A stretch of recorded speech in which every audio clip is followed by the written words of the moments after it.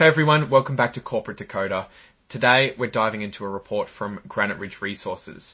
And trust me, this isn't just about rocks and ridges unless you consider financial mountains and valleys. We're going to unpack how they're playing with their credit, which, let's be honest, is like checking how much gas is left in your car before a road trip. Granite Ridge Resources just made some changes to their credit agreement, basically their ability to borrow money. It's like getting a bigger credit card limit or refinancing a loan. But why did they do it? And what does it mean for the company? Let's get into it. Before we get started, if you appreciate getting straight insights from corporate documents, make sure you're subscribed. We also have a Discord community linked in the description below where we can discuss these filings even further.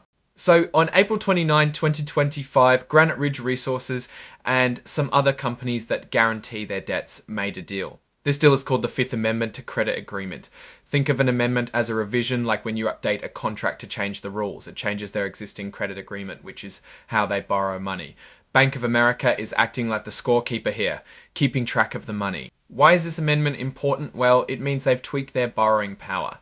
The first thing they did was increase what's called the borrowing base. It went from $325 million to $375 million. The borrowing base is like the maximum amount of money they can borrow based on what they own, like their oil and gas reserves. Think of it as a bank saying, okay, based on your assets, we're comfortable lending you this much. Next, they also increased the total amount that lenders have promised to lend, also known as commitments, from $325 million to $375 million.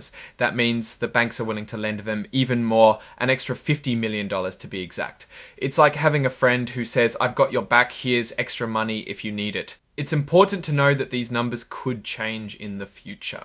The borrowing base and the amount lenders are willing to lend can go up or down depending on the terms of their agreement. So it's possible that they can adjust the numbers later. Besides those changes, everything else in the original agreement stays the same. This means all the other rules like interest rates, how they have to repay the money, and what happens if they can't pay it back are still in place.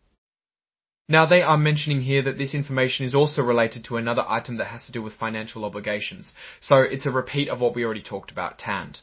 Now, what does all this really mean for Granite Ridge Resources tip? From my opinion, here's the deal. It looks like they've convinced the bank that they're worth betting on. The fact that they got the borrowing base and lender commitments increased is a sign of confidence from the financial world. It suggests that the banks believe Granite Ridge Resources has valuable assets and can handle more debt, but there are a few things to consider here. Having access to more credit can be a double-edged sword. It gives them flexibility to invest in new projects, acquire more assets, or just have a safety net for tough times. But it also means they have more debt to pay back, which can put a strain on their finances if things don't go as planned. It's like the saying goes, more money, more problems, except in this case it's more credit, potentially more problems. Also, keep an eye on those oil and gas prices.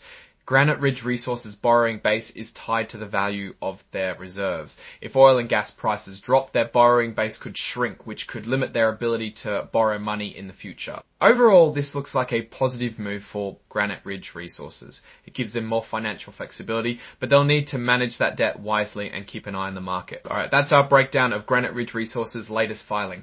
What's your take on these numbers and what they signal for the company's future? Drop your thoughts in the comments. If this analysis was valuable, hitting that like button really helps, and subscribe for more deep dives. Don't forget to check out the Discord in the description. Thanks for watching, see you next time.